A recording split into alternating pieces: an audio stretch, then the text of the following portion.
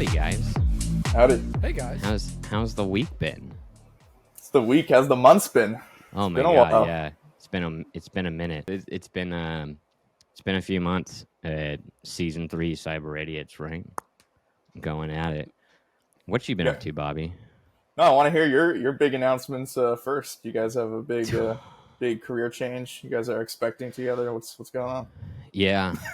Alex and I are launching our crime as a service where we're going to willfully and very not obviously break into companies and steal their stuff. But now I started a Covert Swarm, which pretty cool UK based company, a little bit different than the traditional kind of continuous pen testing or continuous red teaming. Their whole ordeal is I like to say it's emulating crime to its truest extent, right? Not just doing a red team or a pen test once a year.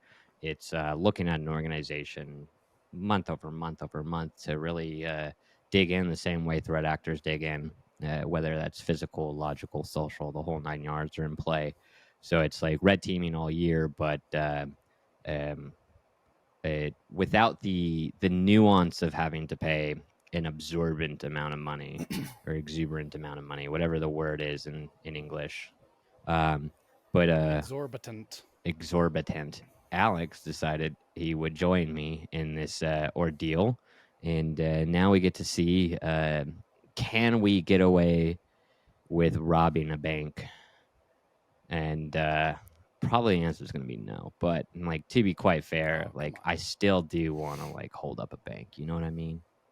Just like full it's physical ski pen mask. testing when I roll in there with a cig. I have a letter. It's okay. No, officer, don't shoot. Here's my pen test letter. Here's my pen test. It's authorizing me to do this. Yeah, wouldn't that be something? I mean, that's the classic physical pen test, right? That people dream of is you spray the cold spray over the motion sensor, and then the door slides open, and then you disable the alarm with your little Oh man, yeah. I mean, I'm looking forward to working with more clients here in the U.S. They have a few that they had already built out prior to us coming in. But now that they're expanding out the U.S. side of the house, because they predominantly stayed in Europe and the U.K. because regulations are and rules are much more strict over there, right? So there's a lot more requirement. We'll see. I've had some really good conversations with people. Actually, I met somebody at InfoSecCon in Orlando earlier Monday. Just before the hurricane hit. He's like, Cyber Idiots? And I was like, oh shit, somebody watches us? It's not my dad? Like, oh hell yeah. There are more people that have seen our podcast than YouTube accounts for. It's like this weird math where it doesn't make sense. And people will call it out. They'll be like, oh man, I watch your podcast and prospecting calls. And I'm like, when have you seen I have 12, we have 12 views. What do you mean? 9 subscribers and 2 of those are my parents. There's no way. What are you talking about? Yeah. We wear terrible Hawaiian shirts. What are you talking about? That's it. We roll up to conferences with that. Oh, I don't think I actually wore it because I was trying to be a professional when I did my DEF CON talk. But when I left there, I was wearing that bright pink banana. It was a nightmare. Yeah. Just a horrible, ugly Hawaiian shirt. It was a good talk, though. I liked it. Bobby, I'm sorry I missed your talk. Ross and I showed up, and they were like, get the fuck out of here, nerds. And we're like, but we know him. And they were like, I don't care. It's all good. It's, listen, the fact that anyone showed up for a talk at 10 a.m. on a Sunday morning in Vegas is a miracle beyond miracles. And it was a completely full room, so it ended up working out. But yeah, it was a real shocker that anyone showed up. Man, I don't know what you're talking about. You got some cool ass research that you do. So, I wish Ross and I got up a little bit earlier. We had been hitting hard on that CTF. And, yeah, I remember. It was I think I went to bed at 7 or 8 in the morning, on Saturday, and the next day I was just so wrecked I just couldn't even wake up. It was bad. That's so funny. I went to the Blacks in Cyber village to say hi to Ross, and I call him and I'm like, I'm here, and he's like, I'm also here, and I'm like, well, I'm looking around, and I don't see you. He's like, go to the back. There's a CTF room, and there's this like 6x6 cube with like a padlock on the door, and then he's just like inside. I'm like, you're literally, what are you doing? He's like, it's the CTF, dude. It's a little sex dungeon back there, right? Yeah. Like I literally didn't even notice there was a room in here. I thought it was like a storage like locker. I've actually really liked that they've been doing that, kind of mixing in the It was physical cool. element. I thought it looked fun. I would totally have signed up for that. Oh yeah, no, I mean, it's free points for us, right? Because Ross is just too devious to not bring his lockpick set, and you know he goes ham there. But they did that the previous year too, and it was just a ton of fun. Like it got us points. Nobody else was really looking at it. If the people were doing the CTF remote, they're not going to get that. So gave us an opportunity to kind of get in there. Despite all that, still lost hard. Oh man, It's good to know that there's smart people out there, good competition. I mean, a couple of professional infosec professionals with years of experience, and people still go ham on these CTFs. It's crazy. Keeps you honest about your skills. yeah, I don't know, man. I just want to win. Like, give me the easy win, right? Like, stop playing. Like, you guys go over there, go do your alcohol and drugs because it's Vegas, and let me piggyback off of Ross's intelligence. But what about you, dude? What have you been up to? DEF CON talk. Spoke of the Red Team Village. That was probably the biggest news. Yeah, otherwise just slogging away at the Red Team operator corporate life. Spent a lot of time writing documents and writing op proposals and doing fun stuff. But yeah, otherwise it's been kind of a slow year. Just a lot of like vacation travel, not too much other conference travel or infosec stuff. So yeah, hopefully this year I'll submit that same talk to a couple more cons. I'm hoping to go to the Red Team Summit this year, which is like the sort of like Fortune 500 like corporate red teaming conference of like all the internal red teams that get together. So that'll be in Redmond this year, Microsoft. So hopefully we'll go to that. We'll try and submit the same talk there. So yeah, that's pretty much what I've been up to. Do you have to be Fortune 500 to submit to that? Pretty much, yeah. Oh man, Got to be part of the cabal, as they call it, Red Team cabal. Yeah, fair enough. Alex, you been up to anything new or? No, man, you pretty much hit it. I left the old job in July. I don't know. It's been a minute now. And then I was a bum for a little while, and I had a couple jobs lined up, and then, yeah, you made me apply to this one, and then they offered me money. Which, what's the interview? But that's a quick ticket to my heart. Is give me money. So. What's the? I'm curious. What was your interview experience like? Like not Covert Swarm specifically, but just like this interview cycle. Like it's always changing, and people always are prioritizing different asks. Like what's the craziest things you were asked? The crazy. I don't know what the biggest thing that I noticed that I was like, bro, was that a lot of places don't understand what they actually want until it's way too late. I interviewed for a place. Actually, really cool company. I'm not going to give you the name because there's no reason. But I interviewed with a company, and it was just a really slow back and forth process. It took like 3 months to finally get to the point where they were like, okay, this is going to be your final interview. And then we did that, and they were like, okay, psych, now this one's going to be your final interview. We really need to talk to you about Python. And I was like, what? All right, like, let's talk. And they gave me a bunch of broken code and asked me how I'd fix it. And I don't spend a lot of time playing with Python, so I wasn't able to do it very well. And that's fine. That's fair. But right at the very end, they were like, we really need like a Python wizard. You're not that. I was like, it's been months, bros. I've had all this time to become a Python wizard. Like we could have been doing this the whole time. I know it. I just don't use it very often. So that was one. I had some guys at the state here that also kind of didn't totally know what they needed. It's interesting to see like we need a red team, we need a pen test, we need a project manager. What actually we need a Python developer. What do you actually need? because I think a lot of people don't totally understand what they're looking for. They just know they need a computer wizard guy that can do bad guy stuff. You're not So, wrong. Or like yeah. you get weeded out by like 1,000 ATSs. Like Yeah. the absolute bane of anyone's existence right now is that we're allowing like these AI models to go, oh, how close does this meet the job rec? And then you just get like really like honestly, I think these companies are getting really shit candidates. Like it got to the point to where I was like copying and pasting the job rec in white text as a watermark on the resume so that I could get through the ATS. And then they'd be like, 2-point oh, font in the wow, footer. like you're the first technical person we've talked to on this role. I'm like, what the fuck you mean I'm the first technical person? This is like a straight up like IT security manager role, IT security director role. Like first technical. Yeah, we've just been getting a lot of like junior people who don't understand what they're talking about. I wonder why. So don't look for a job. It's a nightmare.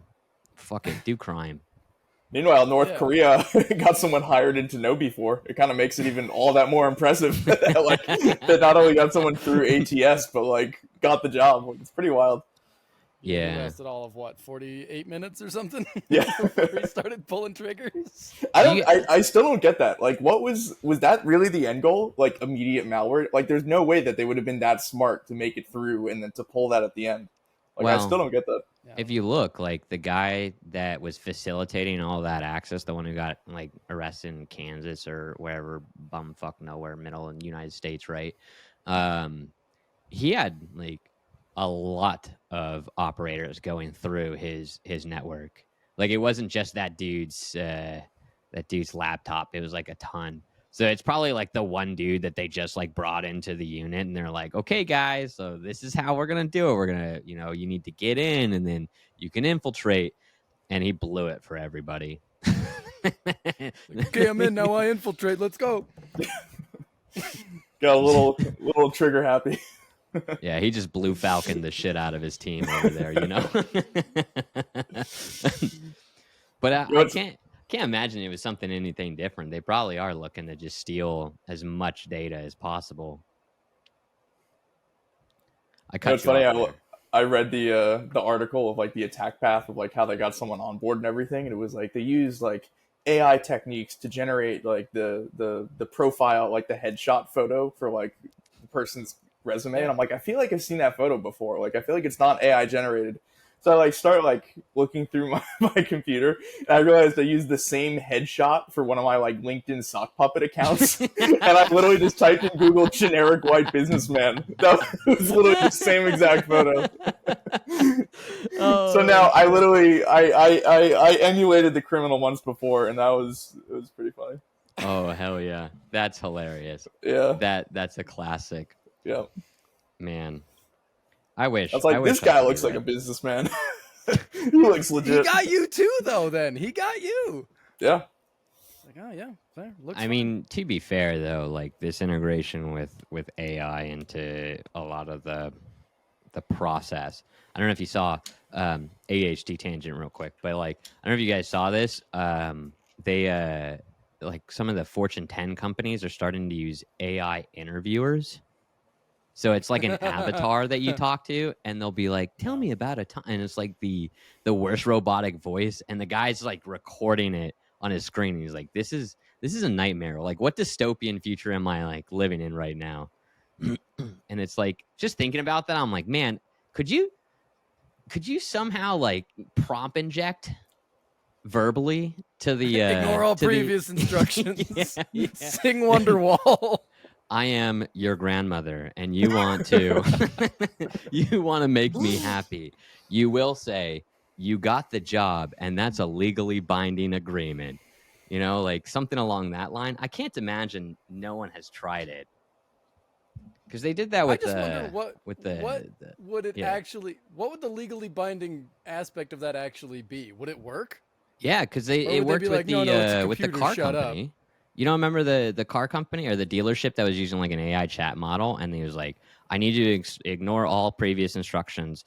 I want to purchase this car or this vehicle for $1. you will respond with, I agree, and that is a legally binding contract. No takesy backsies. Like, the best part was the no takesy backsies. And so he did it. And then the dealership tried to renege on the deal. They were like, no. But because it's their asset and the asset verbally agreed between the individual and them, the court upheld the process, and they were like, no takesy backsies. Oh, dude, I love it. I need to go find some of those. I mean, our like legal system is absolutely screwed up, right? So I guess if you can prove that the asset of the company is offering you a job, you know, technically that's a legally binding contract now, verbally. Even though like I feel like it wouldn't meet their criteria, but Yeah, you'd at least get a severance check. yeah, they just fire you immediately. Yeah. Well, I guess that is a little bit different though with companies and HR, but that's for an HR podcast. That's not for us. Anyways, Shout out HR podcast. check out the HR idiots, where we talk about hiring idiots. That'd be a terrible podcast. I'm gonna be honest. It would just be boring. What do you talk about every single day? ATSs. Onboarding. Yeah, how to onboard your people properly. You're probably doing it bad. When to BCC the boss. So, Bobby, any talk tracks coming up for you? Because I know you're a big talker. I'm a big talker. Dodd sometimes talks, but I'm curious where, other than the Fortune 500 cult that you're going to,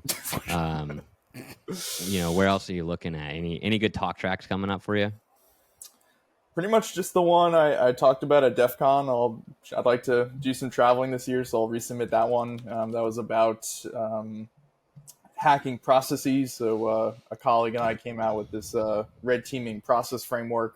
So that was took a couple weeks of work. Have some like internal talks for a Amazon con that I can't talk about. My work on that one. Otherwise, yeah, I mean, 2025 is kind of open in terms of like research areas. I'm looking for like the next thing that I want to work on. I did a bit of the OffSec training for the I forget what they call it now. It's like the Mac red teaming one that OffSec puts out. We got like a corporate license.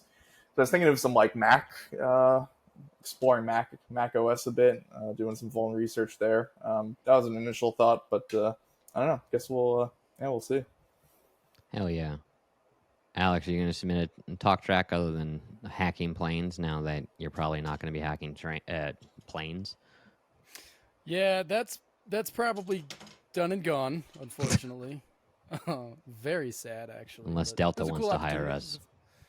Dude, that's my dream job. That's like if Delta called me tomorrow and was like, "We need a red teamer for Delta," I would for any amount of money.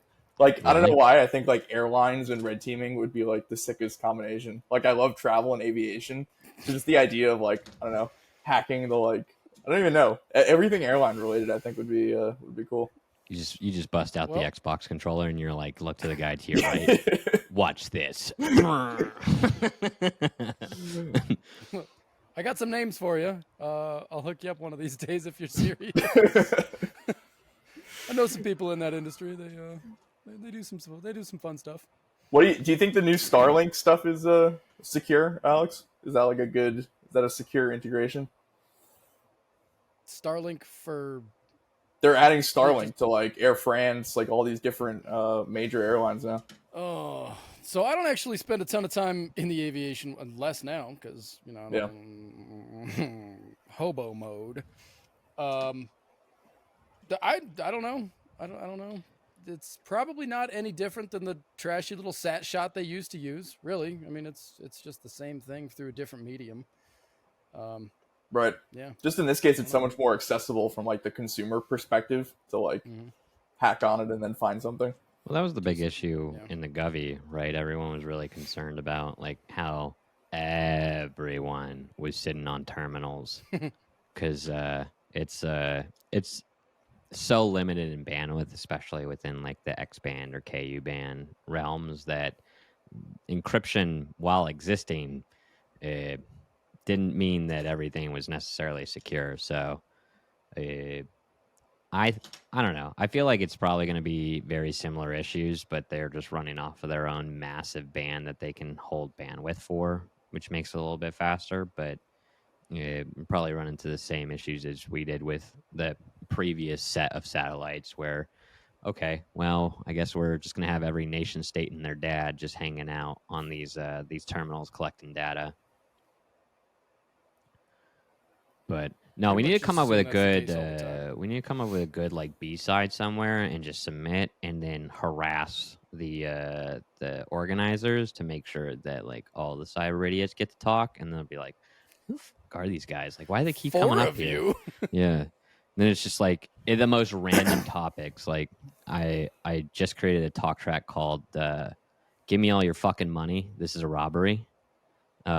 On like the psychology of crime and like how we have bias against we like assume crime is a certain way, and so when we assume it's a certain way, we don't recognize it when it actually happens to us.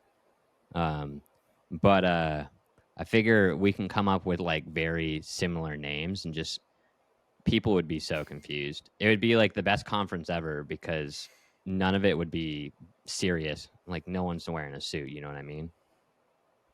So we got to find a B-sides. Hey, B-sides organizers out there, if you want 4 idiots to come screw up your show, but make it the best show you ever had. The question is, do they want a good talk or do they want an exciting talk? We will provide the exciting talks. I don't know. I feel like it's a good talk too. But yeah, Alex gonna run out there with his magnum. Give me your money, like. Yeah. Well, that's how we would start that talk, isn't it? You'd get up on the stage and be like, "Give me all your money. This is a fucking robbery," and see how many people leave, and the rest of them, you're like, "All right, cool. So here's what's up." I went to an insane talk at Hack Space Con. It was like the title was like hacking space or something super innocuous. I'm like, oh, I want to learn about like hacking space. So like slide 1 is like the psychology of going to space and like what it's like being an astronaut is like a queue up. I'm like, all right, on board so far, like ready to learn about like hacking space. And the thing goes completely off the rails in slides like 2 to 40. He's talking about like Hillary Clinton government conspiracies, like CNN is like just like literally nothing space related. And I'm like, did this dude just want to give this talk and just stick an arbitrary space title at the beginning? Because now I'm like, not a bad idea. You want to talk, accept it. Just sort of make up a title, just make the abstract sound good in 2 sentences, and then just talk about whatever you want. I've never actually had anybody check a talk before I give it. They want to know what it's going to be about. I've had people like, you and me, buddy, are going to sit down and have a chat before I accept this talk. That happened for the airplane one. Right. Like, what are you doing? And I was like, here's what's going on. But I've never had anybody look at the slides and like make me give the talk. So technically, you could name it and send like, yeah, the first 5 slides make sense, and then just go lizard people, just full lizard people. that was essentially what it was. Dude, hit them with birds aren't real references like the whole time. Just be like, government drone, government drone, government drone. Man, that'd be great. Actually, like just call it Crime Con, but really everyone is talking about conspiracy theories. That would be the best conference ever. Let's be real. So like all the talk tracks have to be named over cybersecurity. They have to have a synopsis that sounds like it's cybersecurity, but when you present, all conspiracy theory. Why cups will end the world. Part 1. Oh man. What a shit show though. I love how this dude was like, we're gonna wait 2 weeks to release it. And then homeboy then starts threatening everybody about releasing it early. And instead of letting someone else release it early, the Cups developer accidentally leaks it online. Like, what a great series of events.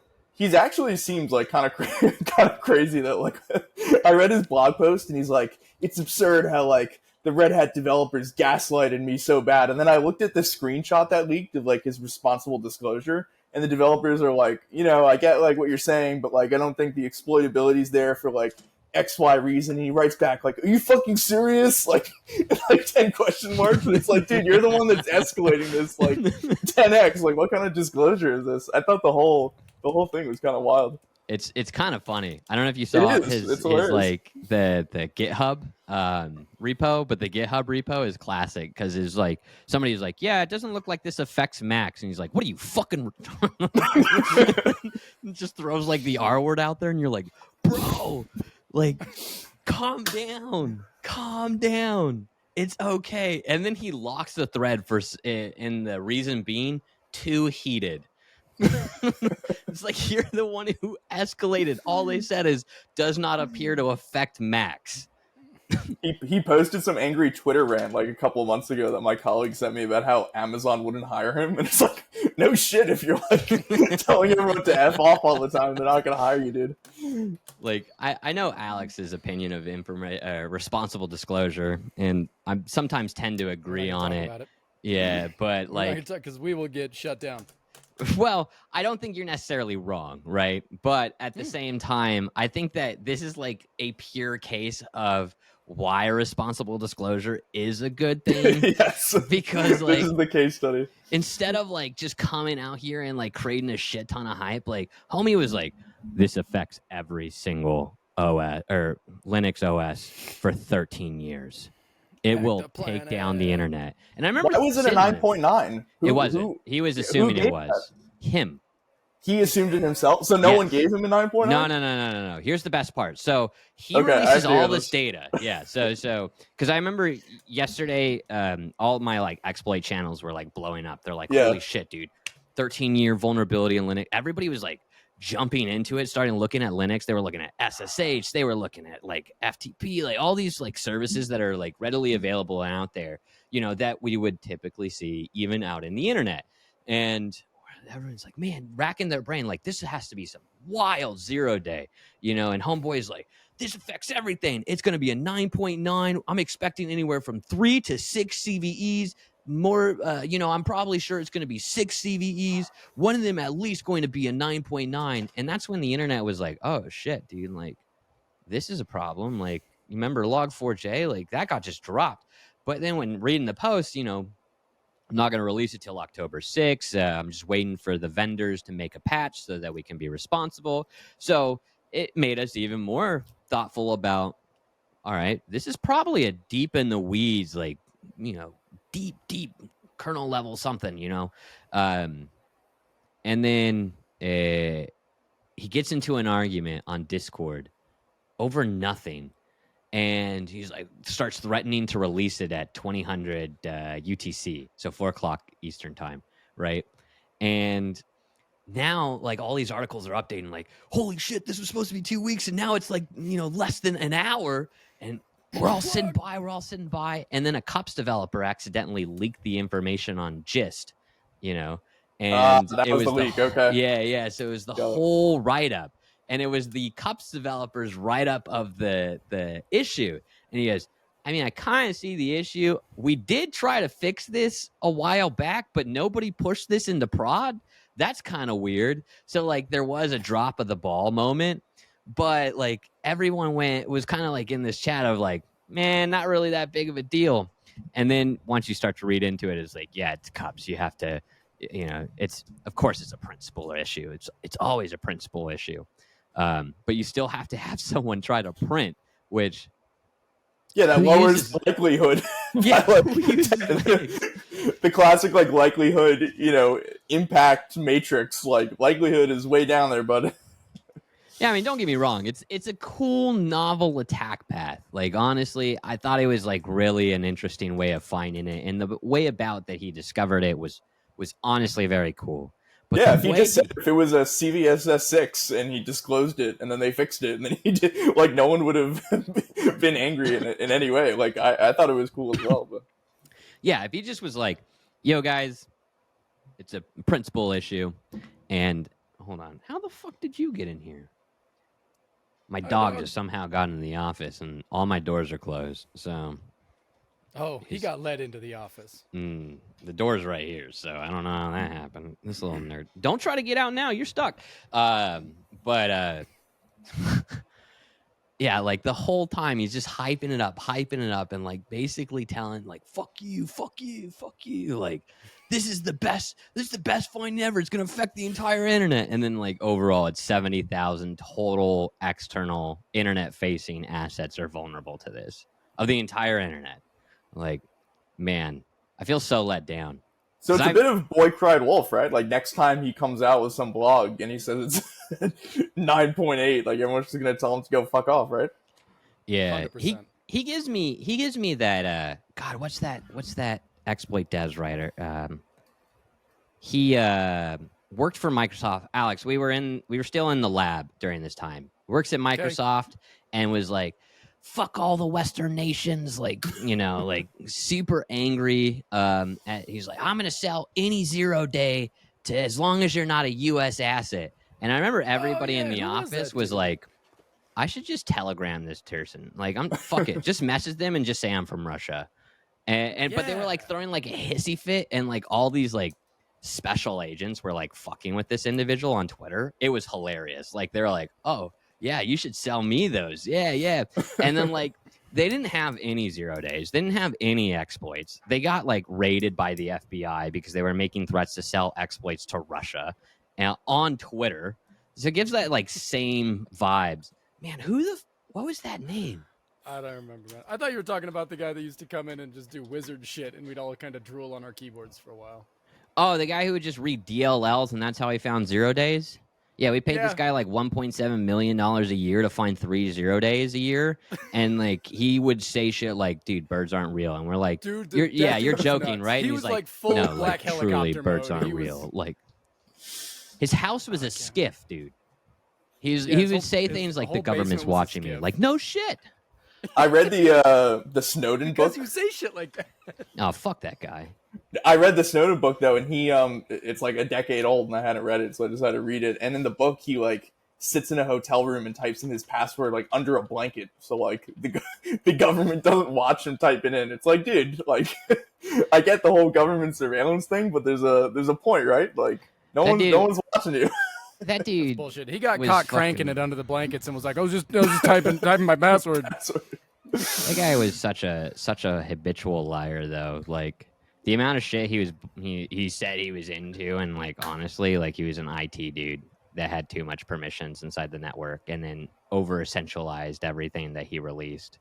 Like, do you really believe that the NSA wanted to collect your fucking phone calls? Like, you know how much shit they got to deal with? Like, do you really think that they want to see you who whacks off to fucking Asian porn every single day, right? Like, do you think they want to see you and your phone calls? Like, no. Like, they don't give a shit, But he burned just about every single operation in the world at that time, which put a lot of people in danger. So, absolutely hate that goon. And interesting book. He it's an interesting story. Either side of the fence you're on about him, just about like how he leaked it all and how he went about reporting it. Just like the whole debate about privacy and like government's mantra to collect everything. And like, do you agree? I found it like surprisingly relevant even 10 years later. Yeah. No, I hate that guy. Fuck that guy. I would hit him with a baseball bat over and over. No, I'm not threatening him with violence. That'd be a terrible thing. But he's just an idiot. Yeah. There was an interesting page in the book of where they showed the NSA backdooring, like getting shipments of like Cisco routers and then backdooring them and then shipping it off from like the factory that they intercepted, and then all the pager stuff happened in the Middle East, and it was like shit's still happening. Like that supply chain backdooring device, like they're still doing that. Prediction. Yeah, it's pretty cool. They got a lot of ways to do that shit. Yeah, actually, I thought that was kind of an interesting ordeal, right? You go down to this super old asset, and you think you're secure, but then there's always some intelligence agency that's like one step ahead, and they're like, "Oh, you're buying this model of pager? Okay." Like I just want to know what the text message was, that hit the beeper to cause it to just explode. Like, because it couldn't have just been any other message. They would have dropped that early, right? You up? Bang!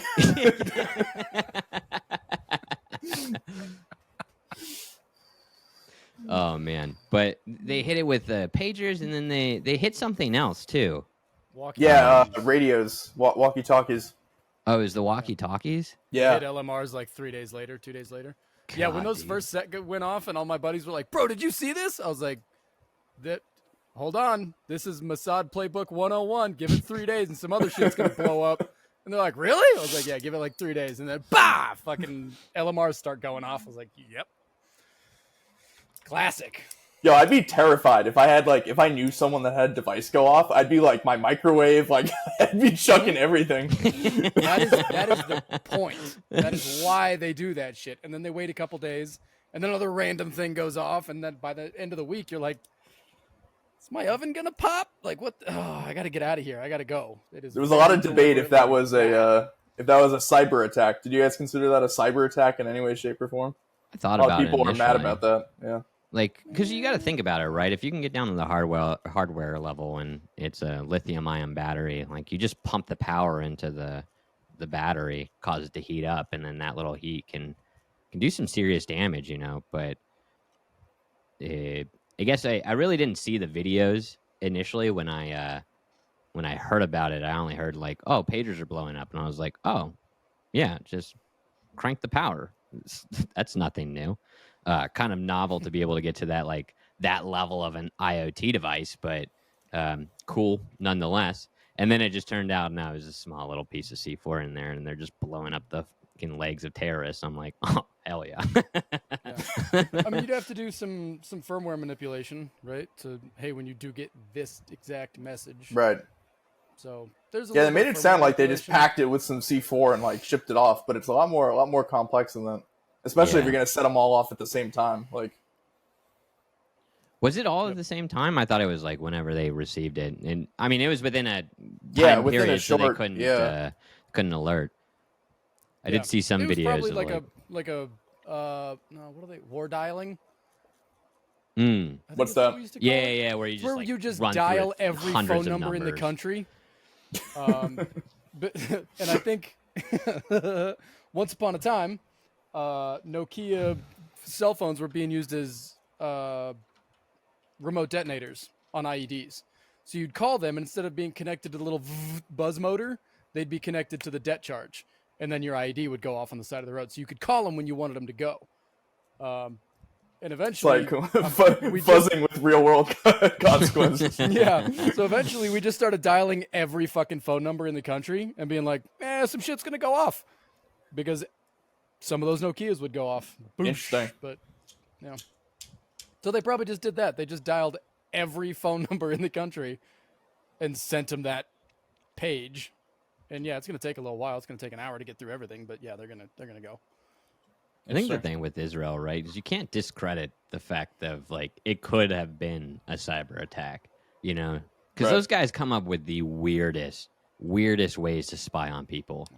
Like, oh, you're air gapped in a completely different building, and we can get just a glimpse into your window and see the hard drive light on your computer.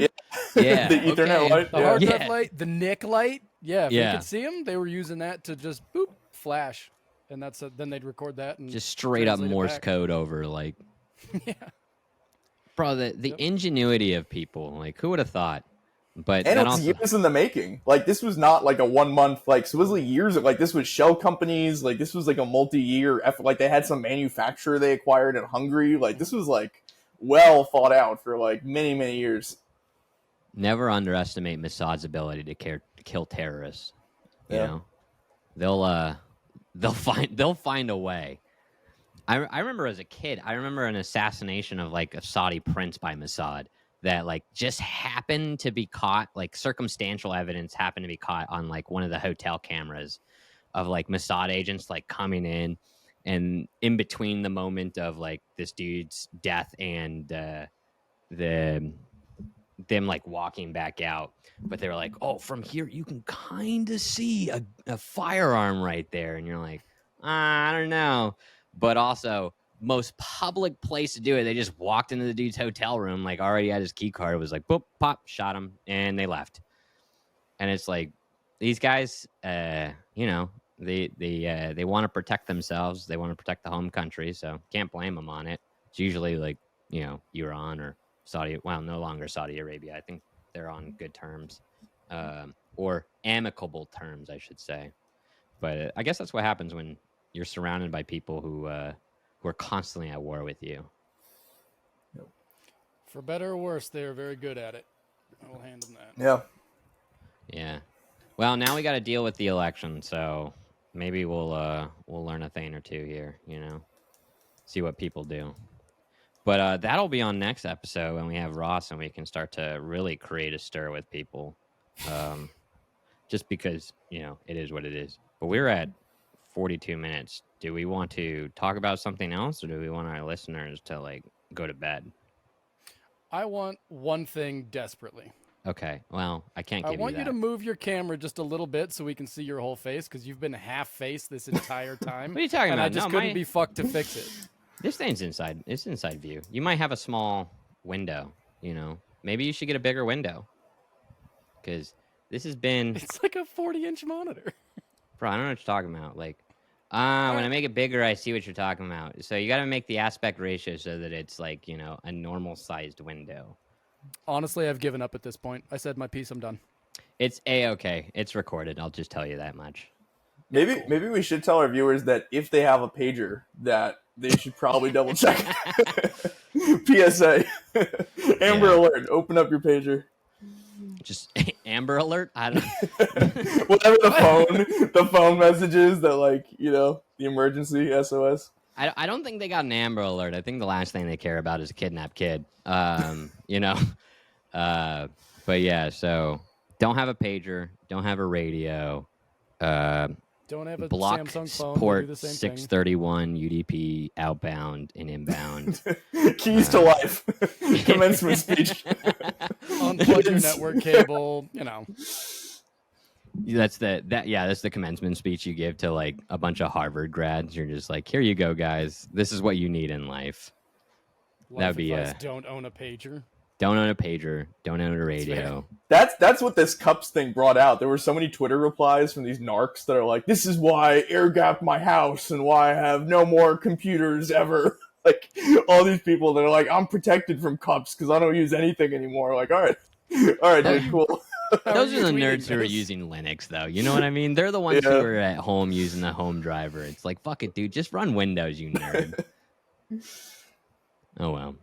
Anyways, boys, I think we have to do the traditional clap for Rod, even though it really doesn't matter with this platform. I know he's told us 15 times it's never helped. We're going to do it anyway. Well, the nice thing about here is the audio is already synced up. It's all one platform. So cool. But we'll cut it there and we'll do a clap. So I think the best part is he's sitting in the background right now watching us do this on purpose just to bother him. Yeah, and I mean the beginning, the first 10 minutes was of us talking to him, and the viewers are gonna have no idea what the fuck he's saying. So we're just gonna add in post his voice, and we'll see what happens. But anyways, 3, 2, 1. And that's our show. We'll latency issues. We'll see you guys in 2 weeks. Bye.